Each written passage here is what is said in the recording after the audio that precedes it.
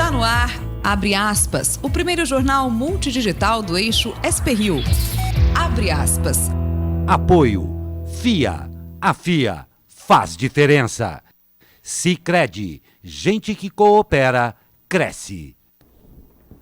Olá, muito bom dia, direto dos estúdios da SP-Rio+, no Jardim Aquários, em São José dos Campos, São Paulo. E ao vivo, pelos Facebooks da SP-Rio+, e do jornal O Vale, está no ar o Abre Aspas, desta segunda-feira, 10 de junho. Comigo, os jornalistas Zé Guilherme e Elcio Costa. Muito bom dia. Bom dia. Bom dia. E atenção, um grave acidente deixou 10 mortos e mais de 50 feridos no trecho de serra da rodovia Floriano Rodrigues Pinheiro na noite deste domingo. O ônibus que capotou em uma ribanceira transportava turistas em viagem para o litoral sul. De acordo com informações, o ônibus perdeu o controle e bateu em diversos veículos. Os dois sentidos da rodovia ficaram interditados por mais de 7 horas e foram liberados por volta das 6 horas da manhã de hoje. E nesta edição, Lava Jato na Berlinda. Portal Intercept divulga mensagens entre procuradores e Sérgio Moro. Segundo o site, o juiz teria interferido politicamente nas investigações contra Lula. Sérgio Moro diz que não há irregularidade. Força Tarefa denuncia ação ilegal de hackers. Governo na penúria. Se Câmara não aprovar reforço de caixa, não haverá dinheiro para aposentados, diz Bolsonaro. Flexibilização de armas. São José é contra. Segundo pesquisa O Vale ACI. Bolsonaristas contestam resultados. Cidade tecnológica. São José terá um novo condomínio para atender demanda do setor de inovação. Linha branca.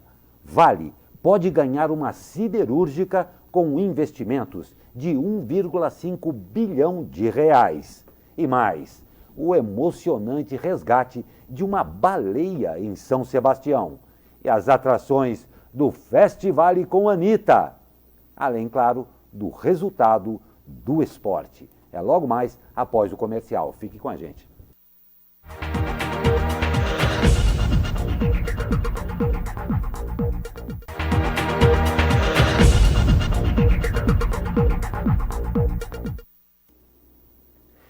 E o portal de notícias Intercept divulgou na noite de ontem trechos de mensagens atribuídas a procuradores da Força Tarefa da Lava Jato em Curitiba e ao então juiz Sérgio Moro, atual ministro da Justiça. As mensagens foram obtidas de fonte anônima e teriam sido extraídas do aplicativo Telegram. Segundo as mensagens divulgadas, os procuradores, entre eles Deltan Dallagnol, coordenador da Lava Jato, trocaram mensagens com Moro sobre alguns assuntos investigados. Segundo o Intercept, Moro teria orientado ações e cobrado novas operações dos procuradores. Em um dos diálogos, Moro pergunta a Dallagnol, abre aspas, não é muito tempo sem operação? O chefe da Força Tarefa concorda, é sim. Numa outra conversa, Dallagnol pede a Moro para decidir rapidamente sobre um pedido de prisão, abre aspas. Seria possível apreciar hoje? E Moro responde, não creio que consiga ver hoje, mas pensem bem se é uma boa ideia. Segundo as mensagens divulgadas pelo Intercept, os procuradores da Lava Jato trocaram mensagens expressando indignação quando o ex-presidente Lula foi autorizado pelo ministro Ricardo Lewandowski a dar uma entrevista à Folha de São Paulo. Mensagens atribuídas aos procuradores mostram que eles traçaram estratégias para caçar a autorização por temerem que a entrevista ajudasse a eleger o então candidato do PT, Fernando Haddad. Os procuradores comemoraram quando a autorização para a entrevista foi cassada. O Intercept diz que isso mostra um viés partidário nas ações contra o ex-presidente Lula. Segundo o Intercept, mensagens atribuídas a Deltan Dallagnol, chefe dos procuradores da Lava Jato, sugeririam dúvidas sobre a solidez da denúncia contra o ex-presidente Lula no caso do triplex de Guarujá, poucos dias antes de ela ser oferecida ao então juiz Moro. O fato de um juiz aconselhar o Ministério Público e direcionar seu trabalho mostra desvios éticos, segundo especialistas ouvidos pelo site G1. Agora o outro lado. Segundo o ministro Sérgio Moro, nas mensagens que o envolvem, abre aspas, não se vislumbra qualquer anormalidade ou direcionamento da atuação enquanto magistrado, apesar de terem sido retiradas de contexto e do sensacionalismo das matérias que ignoram o gigantesco esquema de corrupção revelado pela Operação Lava Jato, disse. A força-tarefa da Lava Jato divulgou também uma nota declarando que seus integrantes foram vítimas de ação criminosa de um hacker e que esse hacker praticou os mais graves ataques à atividade do Ministério Público, à vida privada e à segurança de seus integrantes. Segundo a nota, o hacker invadiu telefones e aplicativos dos procuradores da Lava Jato e teve acesso à identidade de alguns deles. Ainda, segundo a Força-Tarefa, o autor do ataque obteve cópias de mensagens e arquivos trocados em relações privadas e de trabalho. A Força-Tarefa afirma que os dados eventualmente obtidos refletem uma atividade desenvolvida com pleno respeito à legalidade e de forma técnica e imparcial. E aí, Elcio? Olha, escândalo.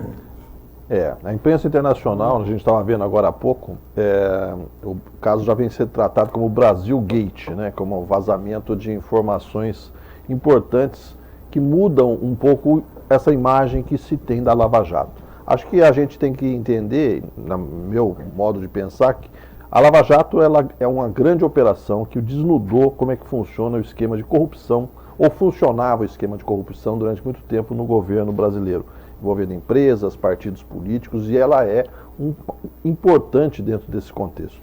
Agora, essas gravações, essas conversas que foram reveladas do Telegraph pelo Intercept, elas mostram algumas coisas preocupantes. Como o Glauco falou, por exemplo, o diálogo mostra uma orientação do juiz Sérgio Moro à atuação do Ministério Público Federal.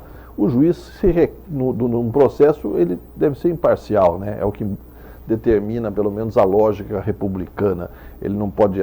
É como se um juiz de futebol favorecesse um time e o detrimento de outro. Então, ele mostra uma interferência do juiz Sérgio Moro dentro de um processo. A questão que esse diálogo que ele fala que faz muito tempo que não tem uma operação é preocupante. As operações da Lava Jato sempre foram midiáticas e elas foram importantes durante muito tempo para reforçar a importância dela perante a sociedade e o poder dela, né? Virou até piada a questão do japonês da Federal, que, né, durante qualquer manhã ele podia bater na porta de algum suspeito. Então essa interferência direta no processo é uma questão preocupante. Tem outra questão preocupante, é que a divulgação desse material foi avisado que esse é uma parte do material. Quer dizer, o que pode vir pela frente, eu não sei. O que foi divulgado não mostra, por exemplo, adulteração de prova, fabricação de prova. Isso é uma coisa que deixa, pelo menos, uma tranquilidade durante o processo. Mas sim, é preocupante a questão da interferência do juiz por um lado da ação, e é preocupante também essa torcida nitidamente contra um partido político no processo eleitoral e o uso das ferramentas da República para interferência de um processo eleitoral. Isso também é uma questão que deixa a gente cabelo em pé. Agora, o que você acha em relação agora, o que vai acontecer no Congresso diante dessas revelações, né? Quer dizer, já estava complicada as votações das reformas. Isso aí você acha que é mais um... Olha, eu gosto de brincar que tem umas coisas que fervem igual a Alka-Seltzer. Lembra da Alka-Seltzer antiga? Isso vai ferver hoje, vai ser o grande noticiário da semana. Desde ontem, quando começaram a surgir essas informações, os veículos grandes de imprensa, Globo, Folha, etc., demoraram um pouquinho, eles estavam possivelmente analisando o impacto disso, checando a veracidade de algumas informações, e todos entraram, o que é um sinal que isso aí vai dominar a semana. E atrapalha bastante. O governo tem uma dificuldade de articulação muito grande no Congresso, isso tem sido demonstrado ao longo das semanas. Ele tem colecionado derrotas na Câmara Federal com uma facilidade impressionante, né? Parece o 7-1 da Alemanha, de repente abre uma sessão e 3 projetos do governo vão para o vinagre. E isso vai ter uma interferência grande. E o peso do Glenn Greenwald, né? Sim. Que, na verdade, internacionalmente ele é conhecido pelo caso Snowden, né? Sim. A divulgação de todos os documentos lá nos Estados Unidos, e isso, quer dizer, chancela de alguma maneira essas acusações, não é isso? Olha, dá um peso na acusação, a chancela dele tem um efeito que, fora do Brasil, ela começa também a ter uma repercussão. Estava vendo a página 12, um jornal da Argentina, a página 12, que a manchete do página 12 é exatamente... O Brasil Gate. É o Brasil Gate. Então isso... Agora estão falando em Vaza Jato. Vaza Jato essa é o boa. próprio Glenn que falou isso. Agora, não deixa de ter uma pequena pitada de ironia, por exemplo, as notas que foram divulgadas pelo ministro hoje, Sérgio Moro, e pelo Ministério Público Federal, falando em vazamento de informações.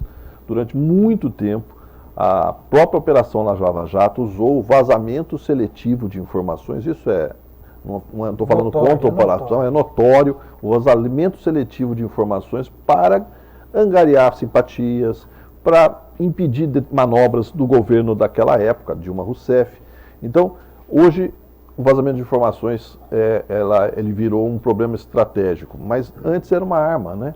Nós temos um vazamento importantíssimo no processo da Lava Jato, que foi o vazamento da gravação da presidente Dilma Rousseff, no caso do Bessias, né? Que ela estava com um resfriado. A nomeação do presidente Lula. Ela tentou nomear o ex-presidente Lula para dar foro privilegiado a ele. Então é aquela gravação que ela fala, olha, o Bessias vai levar um papel para você.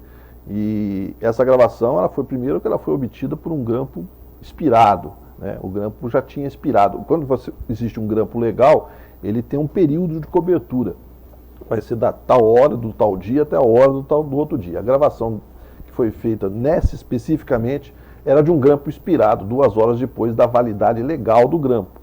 E tanto depois... que foi contestado pelo ministro Teori Zavascki, né? Exatamente. Que via nessas ousadias do juiz Sérgio Moro ilegalidades, né? O Teori, ele falava que a Operação Lava Jato ela extrapolava o limite do que se pretendia numa operação legal. E isso foi por exemplo, esse foi o episódio, o vazamento da gravação, além de vazar a gravação de uma presidente da República, né? Mas o alvo não era a Dilma, o alvo era o Lula, que não tinha cobertura nenhuma. Tudo bem, mas a gravação estava expirada.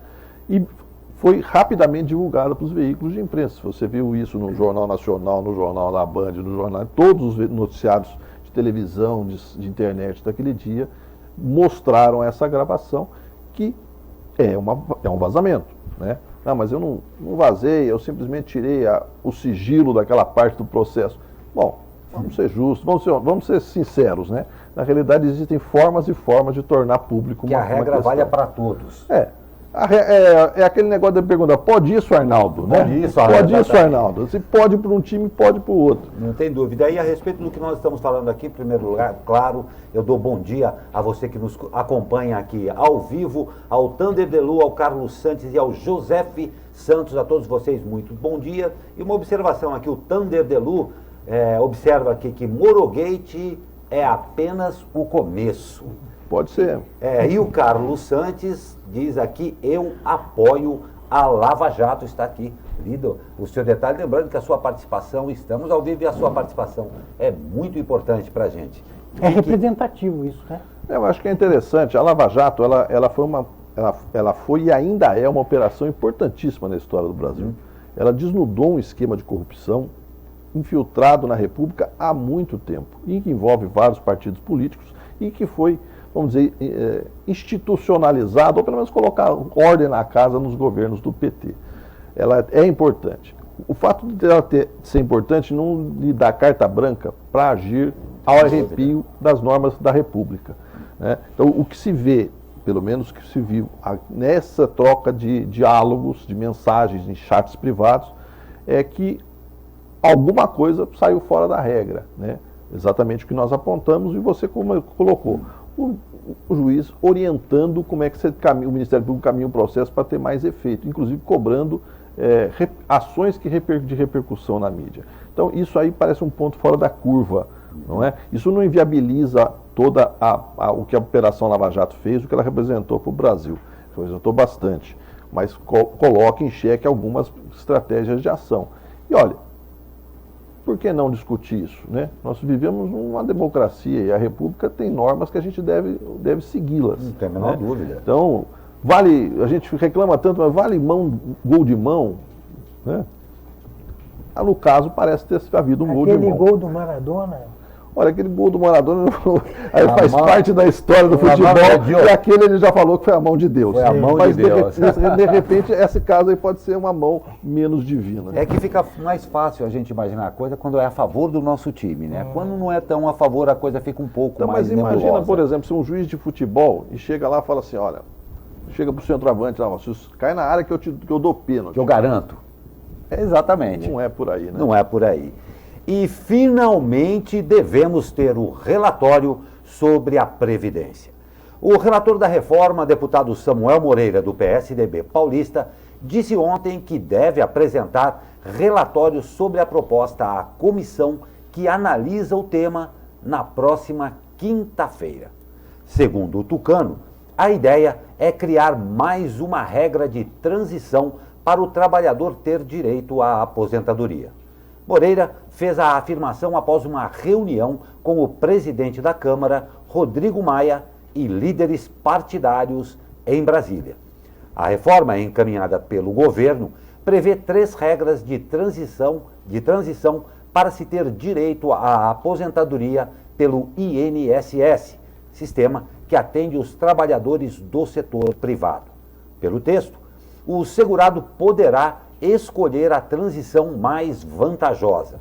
No caso dos servidores públicos, o texto apresentado ao Congresso prevê apenas uma transição própria, que vai considerar a soma de uma idade mais o tempo de contribuição. O tucano, no entanto, não deu mais detalhes sobre a possível nova regra de transição a ser incluída na proposta que altera as regras previdenciárias. O relator da reforma da Previdência também comentou sobre o sistema de capitalização. Samuel Moreira afirmou que o sistema está em discussão e deve sofrer alterações. A ideia é que a capitalização substitua gradualmente o atual sistema. Essa migração foi proposta no plano de governo de Bolsonaro durante a campanha eleitoral. E o presidente Jair Bolsonaro foi às redes sociais no sábado fazer um apelo para que deputados e senadores aprovem na terça-feira um crédito extra de 248 bilhões para o governo.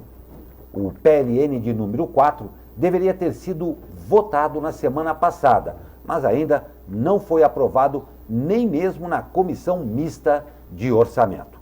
Abre aspas, sem aprovação do PLN 4 pelo Congresso, teremos que suspender o pagamento de benefícios a idosos e pessoas com deficiência já no dia 10 de junho. Nos meses seguintes, faltarão recursos para aposentadorias, Bolsa Família Pronaf e Plano Safra, foi o que escreveu Bolsonaro em sua rede social no início da noite de sábado. A chamada regra de ouro impede o governo federal de se endividar para pagar despesas correntes, como previdência social e benefícios assistenciais.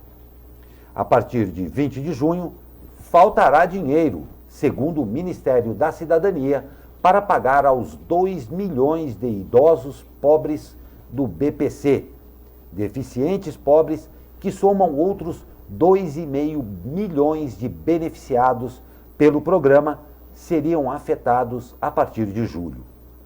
O projeto que pede o dinheiro adicional foi enviado ao Congresso em março.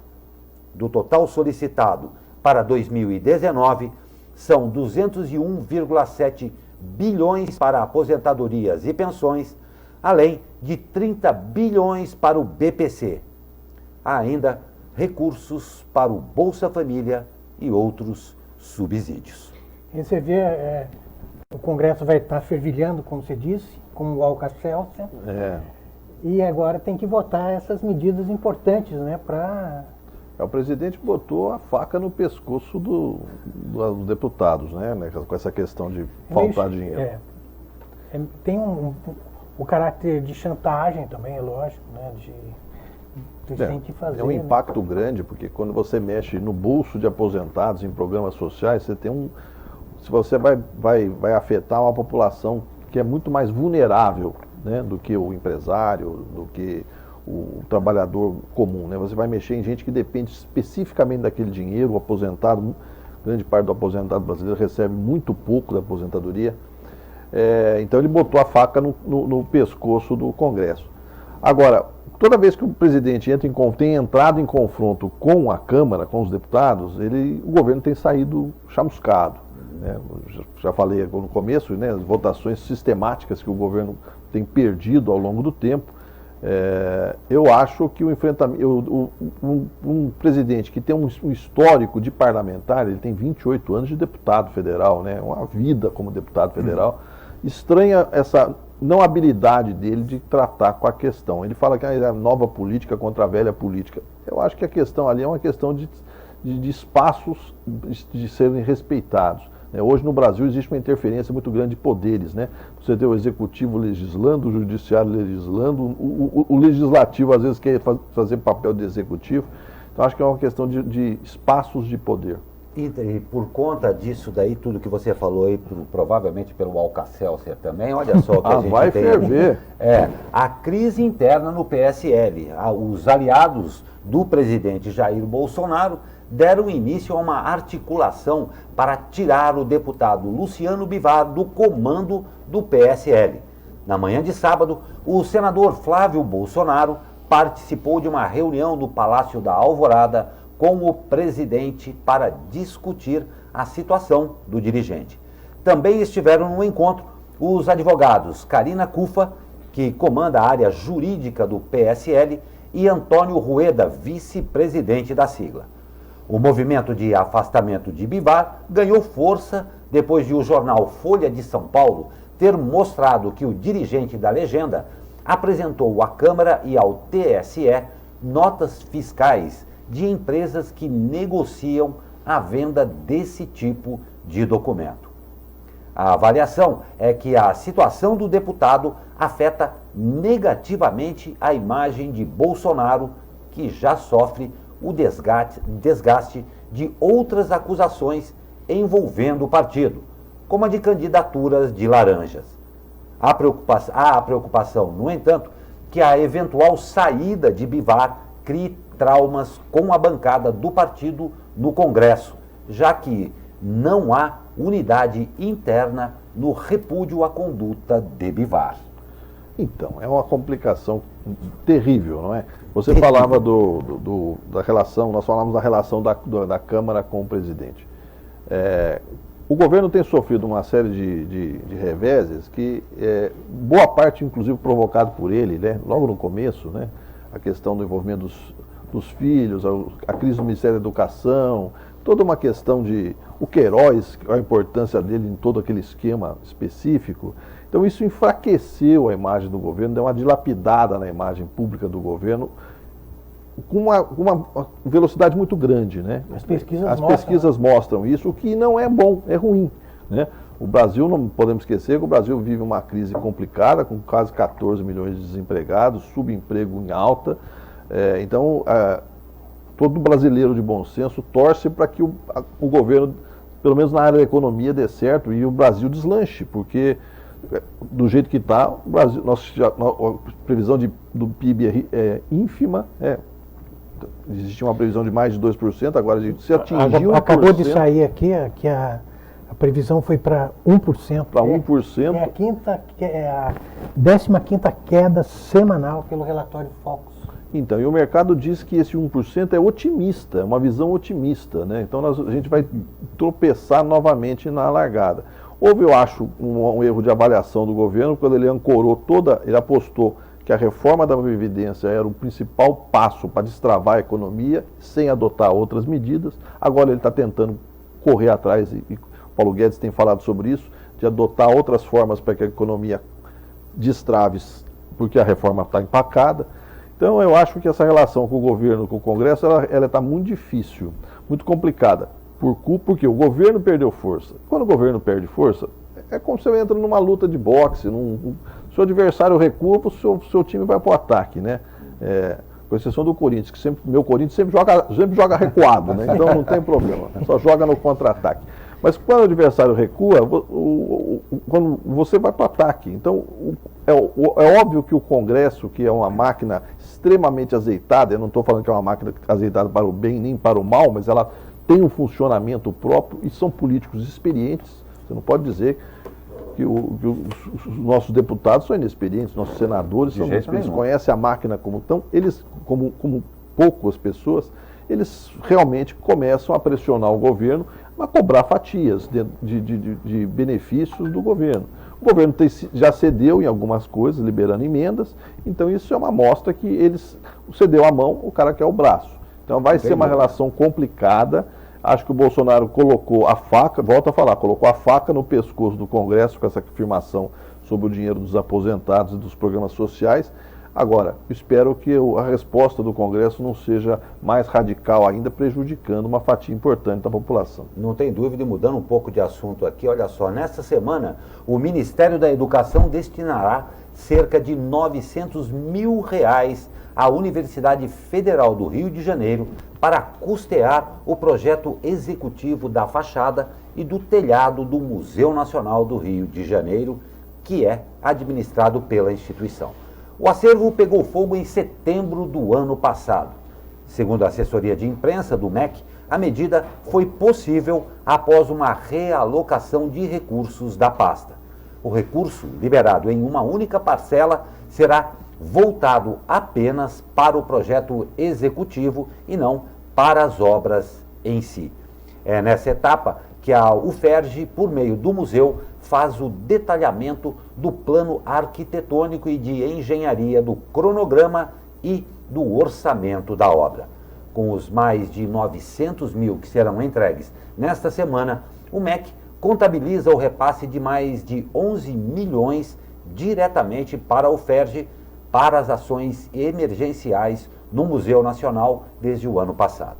O montante de 2018 foi destinado à aquisição de espaços físicos, onde são realizadas as atividades administrativas e laboratoriais e análise do acervo que restou após o incêndio, além do serviço para a retirada dos escombros, do escoramento da estrutura e da cobertura provisória para evitar a exposição do prédio à chuva e ao sol. E a partir de hoje, as consultas ao primeiro lote de restituição do imposto de renda de pessoas físicas estão abertas. Neste lote, receberão a restituição os contribuintes idosos com alguma deficiência física ou mental ou moléstia grave.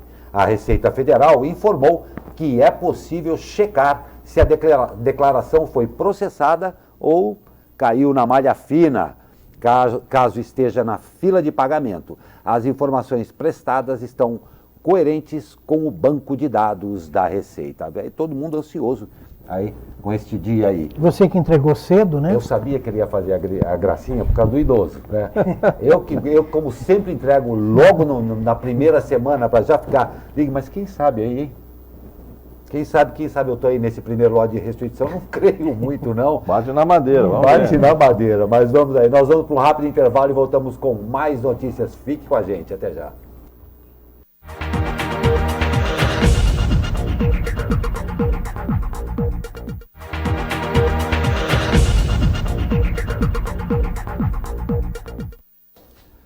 E uma pesquisa Ovale ACI, feita em parceria com a Universidade de Taubaté, por intermédio da Fundação de Apoio à Pesquisa, Tecnologia e Inovação, aponta que 92,2% dos moradores de São José dos Campos são contrários à flexibilização do uso de armas de fogo proposto pelo governo de Jair Bolsonaro.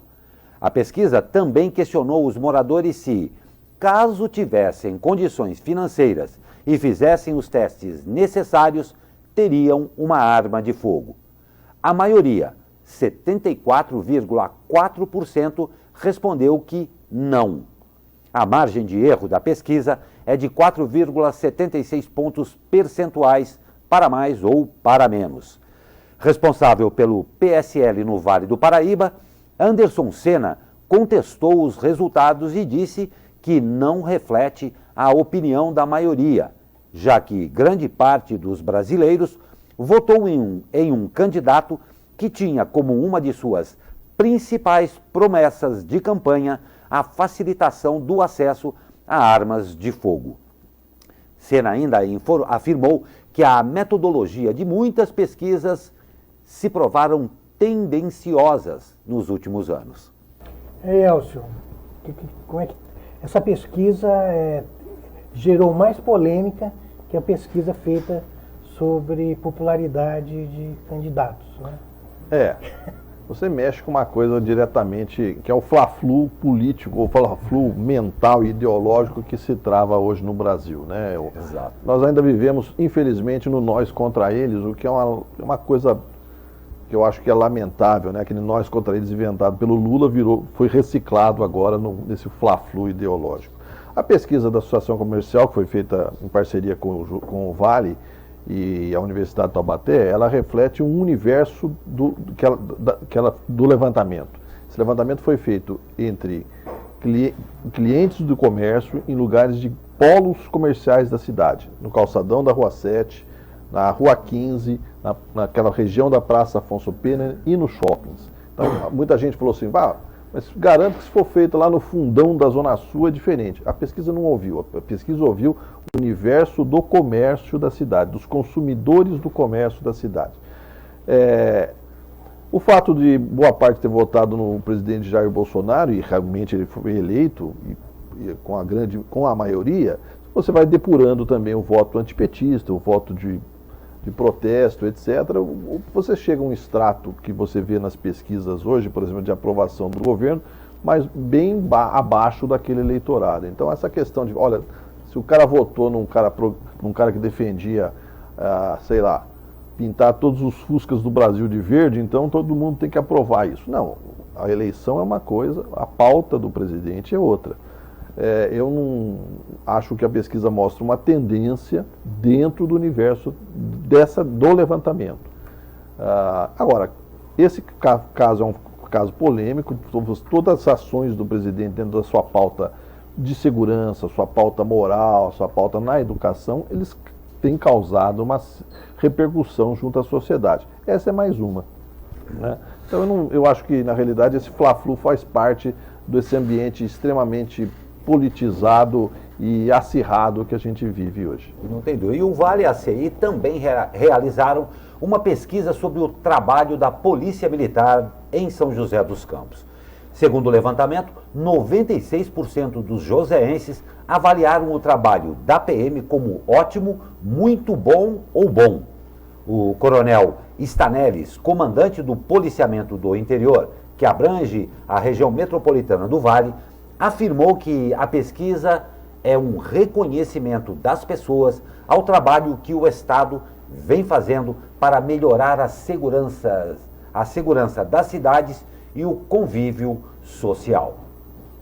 E por unanimidade, o órgão especial do Tribunal Superior do Trabalho confirmou a decisão do presidente da Corte, ministro João Batista Brito Pereira, que garante a legalidade das negociações entre Embraer e Boeing.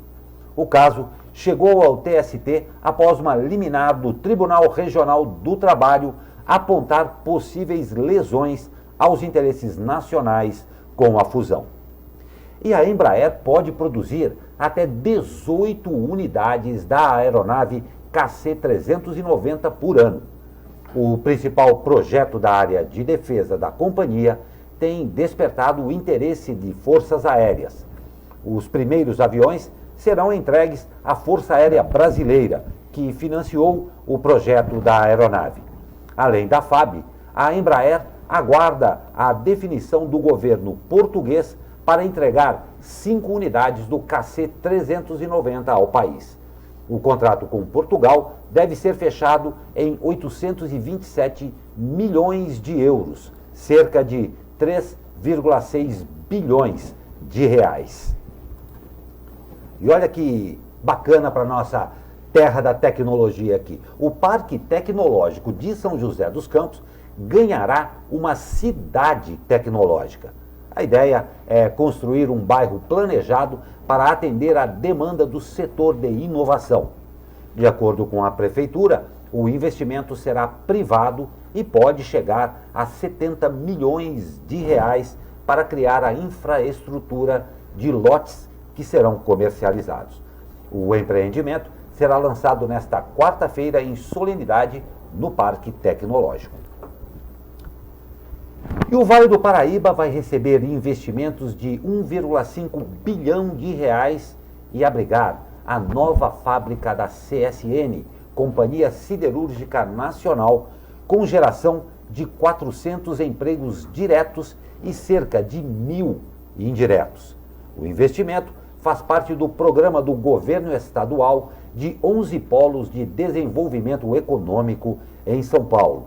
A fábrica vai produzir aço laminado para atender os mercados automotivos e de linha branca, aquele de geladeiras, fogões, máquinas de lavar. E segundo o presidente e principal acionista da CSN, Benjamin Steinbruch, a empresa estima colocar a unidade em operação no prazo de 3 anos. É essas notícias que a gente quer ouvir, né, Elcio? Olha, a gente está precisando de boa notícia, não é? Boa notícia é investimento, é geração de emprego. Nós tivemos, por exemplo, em São José, uma excelente notícia esse ano, que foi a questão da General Motors, por exemplo, que ela confirmou um investimento de 6 bilhões numa unidade que estava sendo quase considerada fadada a fechar. A própria Embraer, que a coisa se resolvendo, que era uma certa angústia que tinha no psicológico do joseense, as coisas estão caminhando. Mas o investimento da Boeing no Brasil também é significativo, vai ter um impacto grande dentro aqui de São José e da região. A questão da fábrica da CSN também é uma boa notícia.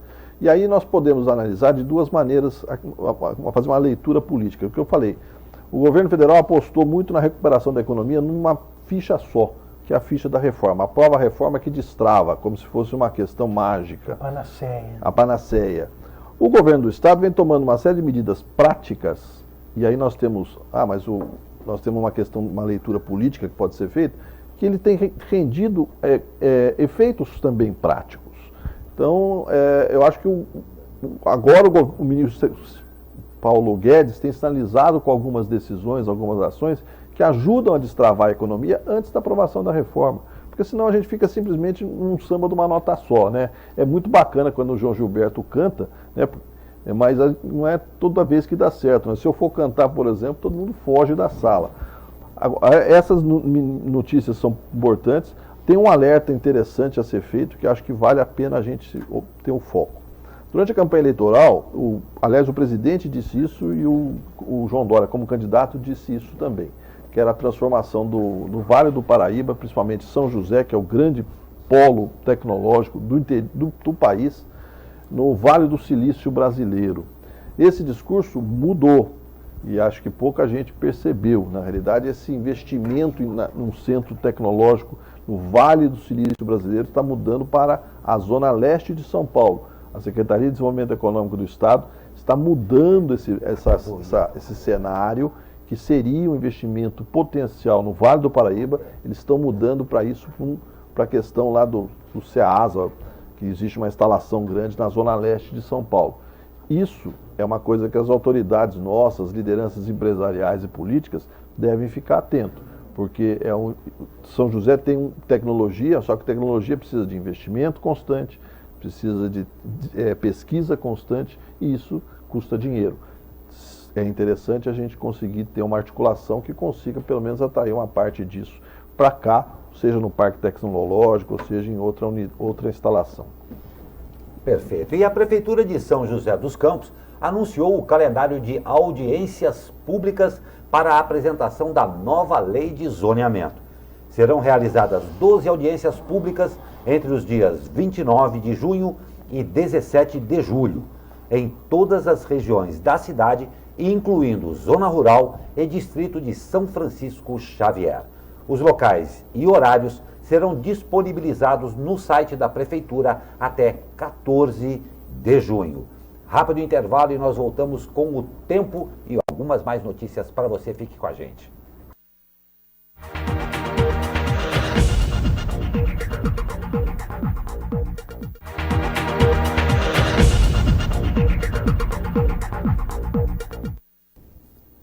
Depois de um domingo gelado, ótimo para gordices, como eu gosto de dizer aqui, a segunda-feira também começou com aquela neblina característica de São José dos Campos, claro, aqui em São José dos Campos. Mas o tempo já está abrindo e nós vamos saber com ele como é que fica essa segunda e um pouquinho da semana. Fala, meu amigo Caio Souza, muito bom dia! Fala, Glauco Turzi, muito bom dia! A semana vai começar, né, com mais um dia de tempo bem estável aqui na nossa região. Apesar do denso nevoeiro que se formou aí nessa madrugada, né, início da manhã, a nebulosidade tende a diminuir e o sol vai brilhar entre poucas nuvens já a partir aí da metade da manhã e também na parte da tarde. As temperaturas máximas vão ficar na casa aí dos 24 no Vale do Paraíba, 23 na capital paulista, 24 no litoral norte e 20 na Serra da Mantiqueira. Nós não temos previsão de chuva para hoje. E o tempo no restante da semana tende a ficar bem parecido com o que a gente vai ver hoje. Dias começando com névoa, madrugada bem gelada, mas dias de pouco.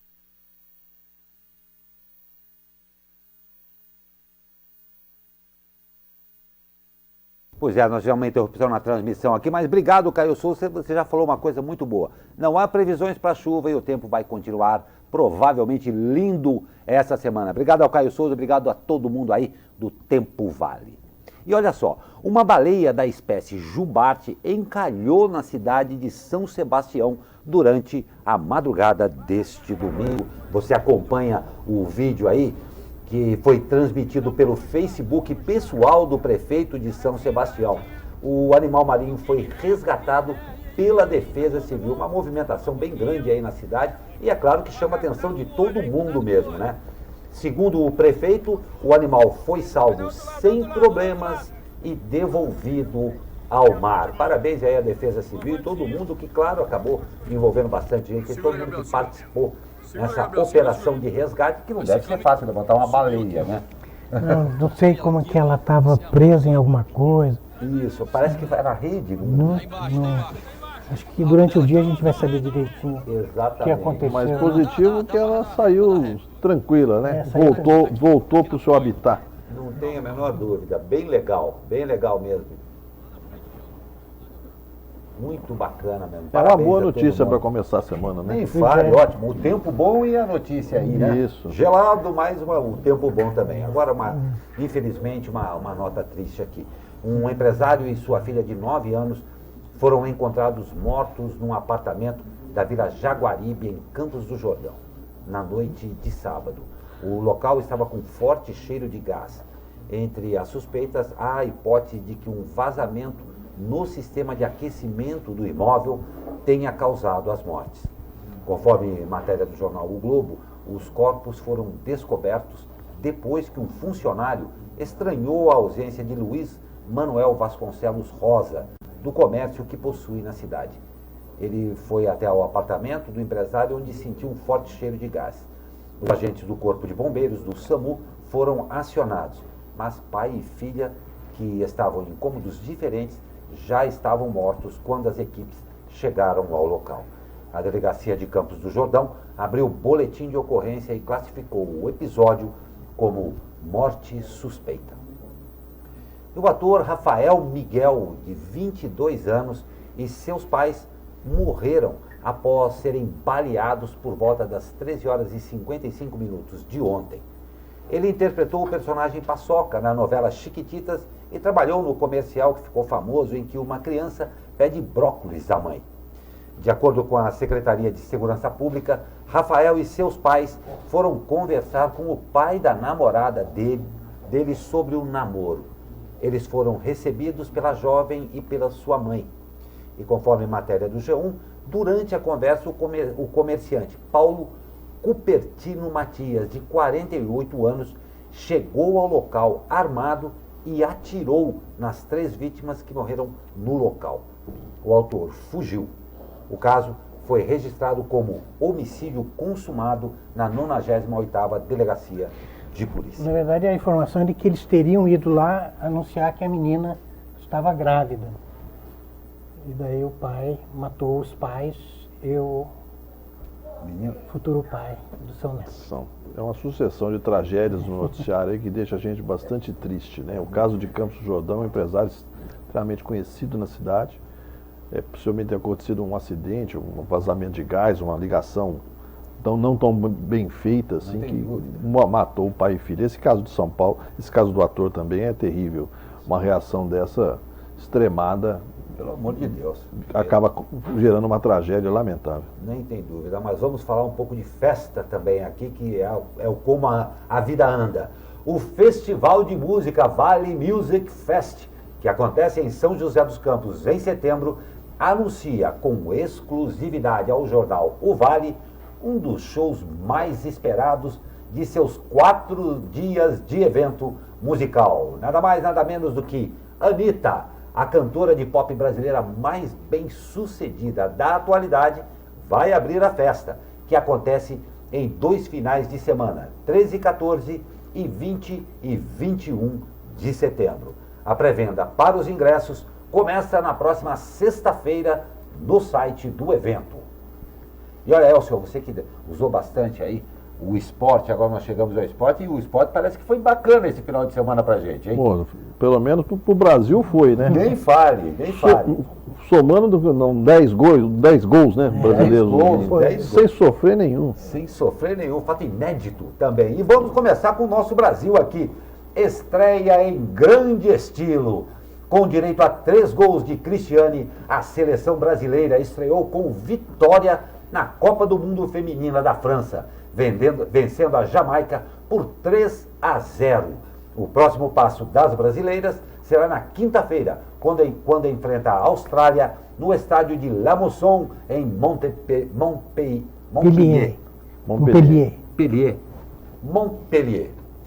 Já pelo lado dos homens, foi um show. Direto de Porto Alegre, a seleção masculina fez nada mais, nada menos que 7-0 em cima da seleção de Honduras. Este foi o último amistoso da seleção de Tite antes do início da Copa América, que já começa na sexta-feira contra a Bolívia no estádio do Morumbi, em São Paulo. 2 coisas, lembrando aqui: treino é treino, jogo é jogo. E outra coisa, eu não vou esquecer o 7-0 da Alemanha. Não trocaram as coisas, não está justificado não. 7-0 contra a Alemanha ainda está engasgadão aqui. 7-1. Nós fizemos um gol. Não, mas pra gente foi 0. Aquele gol foi lamentável. Foi lamentável. Não esquecemos não, nós todos aqui. E os destaques do esporte regional. Vaga carimbada para a próxima fase. A Águia do Vale venceu o União Mogi por 3-2 fora de casa e garantiu vaga para a próxima fase do Campeonato Paulista da segunda divisão. Com o resultado, a equipe do técnico Oliveira segue na vice-liderança do Grupo 5 com 19 pontos. A equipe de São José dos Campos volta a campo no próximo sábado, quando visita o Mantiqueira em Guaratinguetá. E falando no Mantiqueira, vitória do Tigre. Na manhã fria deste domingo, no Martins Pereira, o Atlético Joseense venceu pelo placar de 2-1. Com o resultado, o time de São José dos Campos chega a 14 pontos, se mantendo assim na quarta posição do grupo. Já o Mantiqueira vem logo em seguida com 9 pontos, mas com um jogo a menos. E como falamos agora há pouco, o Mantiqueira enfrenta o São José no sábado em Guará. Já o Tigre só volta a jogar no dia 23 de junho, quando recebe o Lanterna Atlético Mogi, no Martins Pereira. Fim da linha. As meninas do Burrão perderam novamente no Campeonato Paulista. Desta vez para a Portuguesa, no placar de 1-0. Com esse resultado, as taubatianas estão eliminadas da competição estadual. Agora, na última rodada, as meninas do Burrão fazem o clássico contra o São José no estádio Joaquinzão no próximo domingo. E falando das joseenses, derrota em casa, dessa vez para o Corinthians, pelo placar de 1-0. Na prática, o resultado não muda muita coisa, já que as meninas da Águia, que ocupam o terceiro lugar com 13 pontos, não teriam como subir ou descer na classificação. E também, como falamos agora há pouco, na última rodada, as meninas da Águia fazem o clássico contra o Taubaté no Joaquinzão. Se torce para quem? Eu torço pro Corinthians. Não, mas para as meninas. Pras Você meninas? torce pro Burrão ou não? Eu torço pro time que tá ganhando. Não, brincadeira. Olha, eu torço pro Corinthians. Eu sou um corintiano que só assiste jogo do Corinthians. E só torce pro Corinthians. Não tenho paixão. Eu gostava muito, quando eu era moleque, do Cruzeiro da cidade de Cruzeiro. Que na realidade eu comecei a assistir jogo e ir no estádio lá, e para mim tem o melhor ataque do mundo até hoje. Peru, Carrapato e Padeiro é o principal ataque, porque na minha imaginação ele era o melhor ataque do mundo. O Pedrinho está dando risada, ele é mineiro lá. Tá vendo? Era o melhor ataque do mundo, mas eu não confundir com o Cruzeirense, que já veio depois, é o Cruzeiro Futebol Clube. Raiz, é o Cruzeiro Raiz. É o Cruzeiro, não, é o Cruzeiro Raiz. Não é o Cruzeiro Nutella. Não, ele é um Cruzeiro que era um time esquisito, porque ele era a cor do Palmeiras, mas o símbolo do time parecia com o São Paulo, era uma mistura assim. Caramba, mas era um time bom. Era um híbrido aqui. Era um híbrido, mas a gente se divertia domingo à tarde no estádio. Eu não tenho a menor dúvida. E nós estamos chegando ao final dessa edição de segunda-feira do Abre Aspas, com promessa de uma semana iluminada, que foi o que nos disse Caio Souza aqui. Pouca chuva, bom tempo, e eu agradeço muito a presença hoje também de Elcio Costa. Muito bem-vindo à bancada. Obrigado, foi um prazer conversar com vocês, foi um prazer conversar com quem está nos assistindo. E é muito bacana a interação, a dinâmica do programa. Parabéns. Esperamos você às segundas. Então tá bom, vamos bater cartão aqui, vamos ver o que acontece. É isso aí. E esperamos que você também, com a sua participação, bata cartão no Abre Aspas. Lembrando que SP Rio, conteúdo de verdade, faz esse jornal para você. Uma ótima semana a todos e até amanhã.